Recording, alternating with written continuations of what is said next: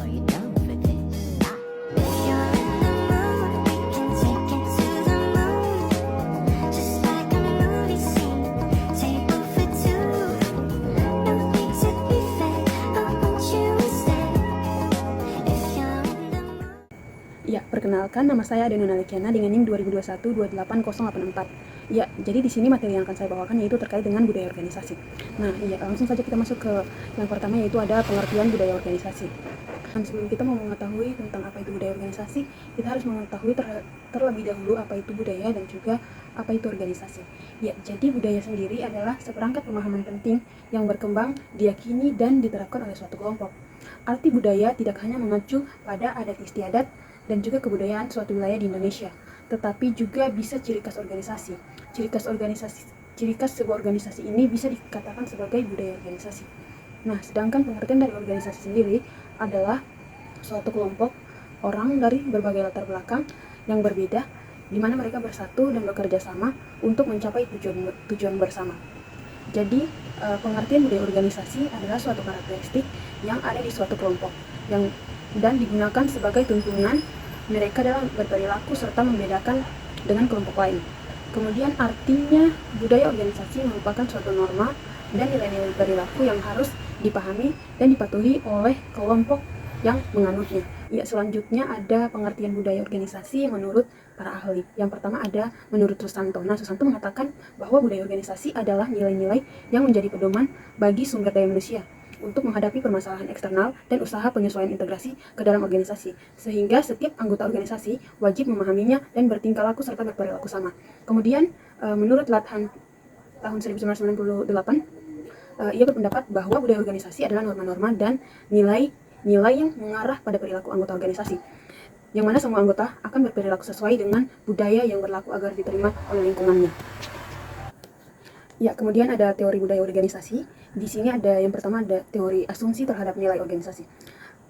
Asumsi teori budaya organisasi ini mengacu pada nilai organisasi yang merupakan standar dan prinsip-prinsip yang terdapat dalam sebuah budaya. Kemudian yang kedua ada asumsi terhadap simbol budaya organisasi, di mana penggunaan dan interpretasi simbol sangat penting dalam budaya organisasi. Saat orang bisa memahami simbol tersebut, maka seseorang bisa bertindak berdasarkan budaya organisasinya. Kemudian ada asumsi terhadap budaya yang bervariasi. Setiap perusahaan pasti memiliki budaya organisasi yang bervariasi dan interpretasi tindakannya juga beragam. Karena setiap organisasi memiliki budaya yang berbeda-beda. Setiap individu dalam organisasi tersebut juga menafsirkan budaya organisasinya secara berbeda. Tapi perbedaan budaya dalam organisasi justru seringkali menjadi kekuatan dari organisasi tersebut. Ya, selanjutnya ada fungsi budaya organisasi. Yang pertama itu untuk meningkatkan rasa kepemilikan. Budaya organisasi berfungsi sebagai identitas yang meningkatkan rasa kepemilikan dan loyalitas bagi seluruh anggotanya. Rasa kepemilikan berarti penerimaan sebagai anggota atau bagian dari sesuatu. Misalnya suatu organisasi sangat menekankan budaya kedisiplinan, maka anggotanya akan memiliki identitas bahwa mereka kumpulan orang-orang yang disiplin. Kemudian fungsi yang kedua ada alat untuk mengorganisir. Fungsi budaya organisasi yang kedua yaitu sebagai alat untuk mengorganisir setiap anggota atau karyawan suatu perusahaan. Maksudnya mengorganisasi atau mengatur suatu kelompok agar membentuk satu kesatuan. Kemudian fungsi yang ketiga ada meningkatkan kekuatan organisasi. Budaya organisasi memiliki fungsi untuk meningkatkan kekuatan nilai suatu organisasi. Di sini maksudnya yaitu meningkatkan kualitas suatu organisasi melalui nilai-nilai dan norma-norma yang ada di dalam budaya organisasi tersebut. Kemudian fungsi yang keempat ada mengontrol perilaku. Fungsi budaya organisasi sebagai mekanisme dalam mengontrol perilaku setiap anggota di dalam maupun di luar lingkungan organisasi, di mana perilaku sendiri adalah serangkaian tindakan yang dibuat oleh individu, organisasi, sistem atau identitas buatan dalam hubungannya dengan dirinya sendiri atau lingkungannya, yang mana mencakup sistem atau organisasi lain di sekitarnya serta lingkungan fisik. Kemudian fungsi yang kelima yaitu ada mendorong kinerja anggota. Di sini budaya organisasi juga berfungsi untuk membantu mendorong seluruh anggota organisasi atau karyawan perusahaan untuk meningkatkan performa kerja, baik itu di dalam jangka pendek maupun jangka panjang, sehingga budaya organisasi akan mendorong para anggota agar lebih mengedepankan kepentingan organisasi dibandingkan kepentingan pribadi. Jadi mereka lebih sadar bahwa kepentingan bersama harus lebih diprioritaskan. Kemudian yang keenam ada menentukan tujuan organisasi. Budaya organisasi juga berfungsi sebagai alat untuk menentukan arah atau hal-hal yang bisa dilakukan dan tidak. Tujuannya adalah penjabaran dari visi dan misi yang ingin dicapai oleh suatu organisasi atau perusahaan. Ya, selanjutnya ada jenis-jenis budaya organisasi. Ya, di sini yang pertama ada budaya organisasi yang kuat. Budaya organisasi yang kuat di sini adalah jenis budaya organisasi yang mengacu pada kondisi di mana karyawan bisa menyesuaikan diri, menghormati kebijakan organisasi, dan mematuhi semua pedoman organisasi. Kemudian yang kedua, budaya organisasi yang lemah. Budaya organisasi yang lemah adalah jenis budaya organisasi yang setiap anggotanya menerima peran dan tanggung jawabnya hanya karena rasa takut pada pimpinan. Ya, selanjutnya ada jenis-jenis budaya organisasi menurut para ahli. Yang pertama ada budaya organisasi yang terbuka dan partisipatif. Budaya organisasi yang terbuka dan partisipatif ditandai dengan adanya pencapaian tujuan yang lebih tinggi dan rasa saling percaya pada bawahan atau anggota organisasinya.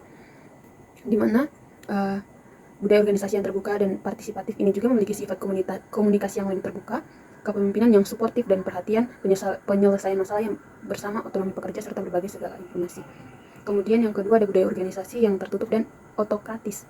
Budaya ini ditandai dengan adanya pencapaian tujuan yang tinggi, tetapi tidak didukung dengan rasa saling percaya. Maksudnya itu pencapaian tujuan dari organisasi ini lebih dipaksakan oleh pimpinan ke anggotanya. Bahkan budaya organisasi yang tertutup ini juga memiliki sifat kepemimpinan otokrasi yang kuat. Ya, selanjutnya ada karakteristik budaya organisasi. Nah, yang pertama ada inovasi dan keberanian mengambil risiko. Budaya organisasi memiliki karakteristik yang mendorong anggota atau karyawannya untuk lebih inovatif dan berani mengambil risiko. Karena setiap anggota organisasi memiliki tingkat tanggung jawab yang tinggi, bebas dalam bekerja dan memiliki banyak peluang untuk inisiatif dalam organisasi. Ya, kemudian yang kedua ada perhatian terhadap detail.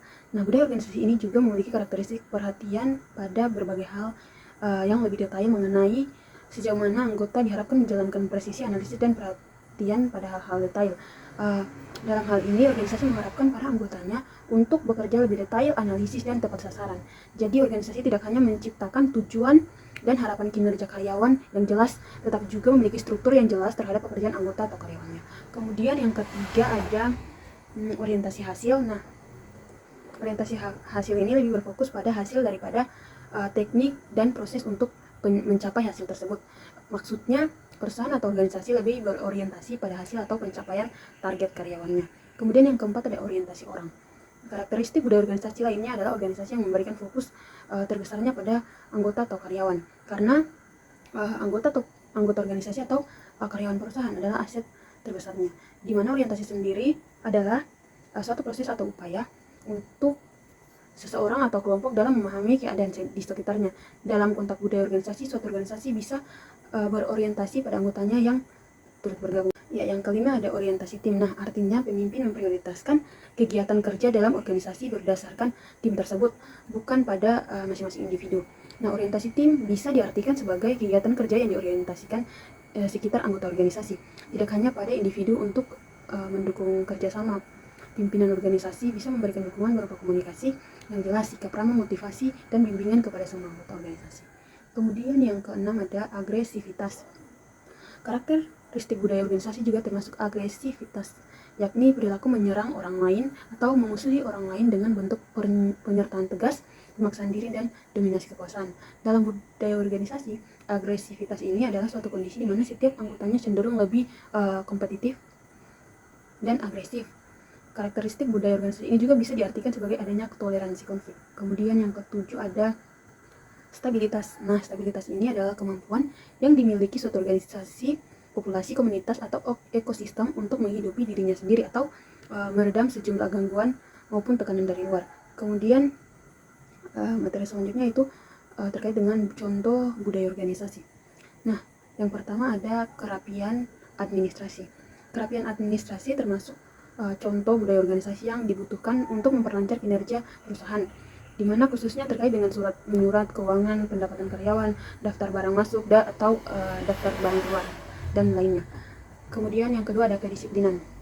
Nah, kedisiplinan juga termasuk contoh budaya organisasi yang melekat pada citra perusahaan, sekaligus karakteristik orang-orang yang sukses dalam menghargai waktu. Misalnya, disiplin tidak terlambat datang ke kantor, menyelesaikan pekerjaan tepat waktu, dan sebagainya. Kemudian contoh yang ketiga ada inovasi.